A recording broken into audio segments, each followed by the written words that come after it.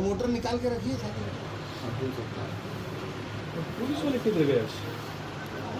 40 199 199 आधार number.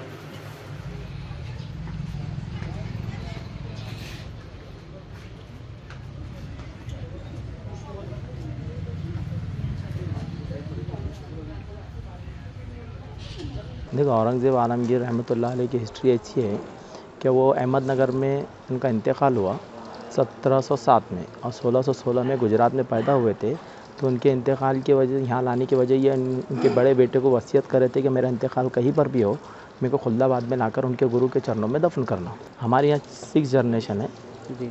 जब से औरंगज़ेब रहमतुल्लाह अलैह पर्दा फरमा गए, इंतकाल कर गए, उस तारीख से हम लोग यहाँ 6ठी जनरेशन आज तक है। यहाँ पर हमारी साफ़ सफाई का है, कलर वगैरह, लाइट बत्ती और शाम की फातिहा, सुबह की फातिहा, फूल वगैरह डालना। अब ये विवाद तो सोशल मीडिया पे, न्यूज़ पे बहुत ज़्यादा चल रहा है और इसके ऊपर हुकूमत ने लगाम लगाना चाहिए जी, क्योंकि वो भी एक मुग़ल बादशाह है, हिंदुस्तान पे 50 साल हुकूमत करे जी, और इसके ऊपर हुकूमत का लगाम होना चाहिए। हाँ, हिंदू मुस्लिम में तेढ़ निर्माण करने का काम हो रहा है इसके अंदर। अभी हमारा खुल्दाबाद है, यहाँ पर हिंदू मुस्लिम हम सब मिलजुल कर रहते हैं, ऐसा यहाँ पर कोई माहौल नहीं है।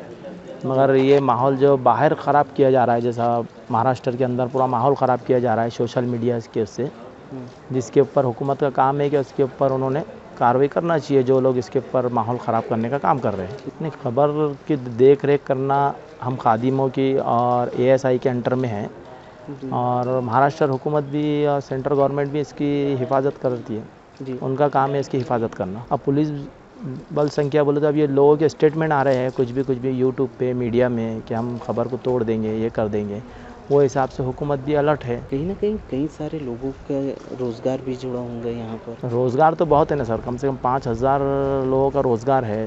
जैसा एलोरा है यहाँ पर 3 किलोमीटर पे, श्री भद्रा मारुति मंदिर है, ग्रेशनेश्वर मंदिर है, खुल्दाबाद है, यहाँ पर ये पूरे टूरिस्ट प्लेस है, दौलताबाद फोर्ट है, तो यहाँ पर पूरा कारोबार टूरिस्ट प्लेस। अभी ये वातावरण होने की वजह से टूरिस्ट प्लेस पे बहुत टूरिस्ट में कमी आ चुकी है।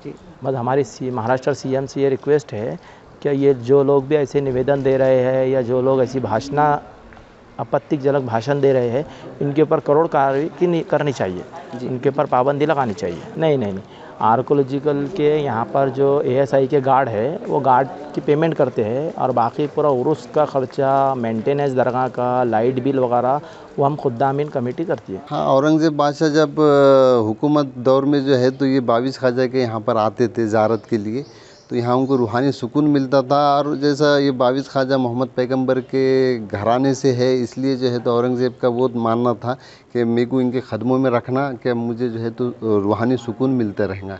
इसलिए जो है तो वो उनके दौर में आते थे। उनके बेटे आज़म शाह से उन्होंने वसीयत करे थे कि मेरा कहीं भी इंतकाल होगा तो मुझे जो है तो 22 ख्वाजा के ख़दमों में लाकर दफन करना। नहीं, ये जब औरंगज़ेब का इंतकाल हुआ तो उनकी वसीयत थी कि मेरी ख़बर को सिर्फ 14 रुपये 12 आने में बनाना। वो जो टोपी की सिलाई करते थे उनका 14 रुपये 12 आना जमा था, उसी पैसों में बनाना, कोई हुकूमत का पैसा लगाना नहीं। इसलिए ये जो है तो 14 रुपये 12 आने में जब ये ख़बर बनाई गई आज़म शाह ने, तो पहले मट्टी का फ़र्श था, मट्टी की ख़बर थी और लकड़ी की जाली थी।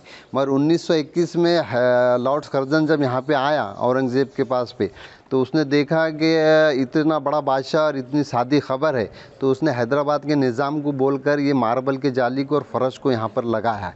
पहले ये नहीं था। यहाँ पर लोग जो है तो आते हैं, देखते हैं कि कितना बड़ा बादशाह जिसने पूरे अखंड हिंदुस्तान पे 50 साल हुकूमत करा, बस वो देखने के लिए आते हैं। यहाँ से पूरे हिंदुस्तान से नहीं, पूरी दुनिया से जो है तो टूरिस्ट आती है देखने के लिए कि जो बादशाहों में मुग़लों के अंदर जो है तो सबसे ज़्यादा 50 साल हुकूमत करने वाला बादशाह है, वो हिसाब से देखने आते हैं। जी, मेरा जेम्स एंड ज्वेलर्स का कारोबार है और ये जो अभी इश्यूज़ चल रहा है ये पॉलिटिकल इश्यूज़ है और इससे जो है तो ये मामले का कोई लेना देना नहीं है। लेकिन असल बात क्या है, इसको जो है तो औरंगज़ेब और शिवाजी को मुद्दा बनाया गया, ये गलत है, जबकि 330 साल हो गए औरंगज़ेब को यहाँ पर। और दूसरी बात ये है कि ये जो टूरिस्ट जो लाइन है, इसके जो है तो 5000 लोग जो है तो ये कारोबार से जुड़े हैं टूरिस्ट के, और 5000 लोगों के पीछे 25000 लोगों की फैमिली है और ये लोगों का बेरोज़गार होने का अंदेशा है क्योंकि इनके पूरे कारोबार बंद हो चुके हैं ये पॉलिटिकल मुद्दे को लेके। नहीं, ये तो पॉलिटिकल इश्यूज़ है 330 साल हो गए अभी ये मामले को, अभी आज उछालने का क्या ज़रूरत है?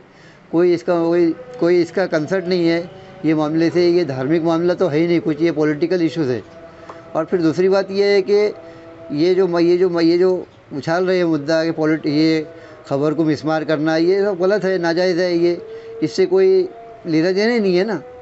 और जबकि जो 350 साल हो गए, 350 साल के बाद में आज क्या? देखो, ये जो विवाद खड़ा किया जा रहा है ये सब है ना सरासर है ना ये सरकार की नाकामियाँ का छुपाना चाहती है सरकार। ये जो सरकार है ये सरकार ना रोज़गार दे रही है, ना गरीबों की मदद कर रही है, और ही ना हमारे किसान भाइयों की मदद कर रही है। देखो आप रोज़ इतने किसान आत्महत्या कर रहे हैं, उन पे कोई ध्यान नहीं है।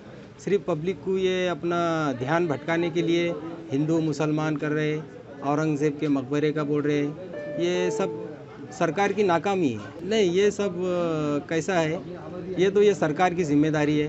राज्य सरकार ने, फडणवीस मुख्यमंत्री साहब ने इनको रोकना चाहिए और अपने महाराष्ट्र राज्य को एक अच्छा जो नाम है अपने राज्य का, जैसा हमेशा हिंदू मुस्लिम सिख ईसाई अपने अपने त्यौहार मनाते, सब मिलजुल के रहते हैं, और वैसा सरकार ने उनको रोकना चाहिए।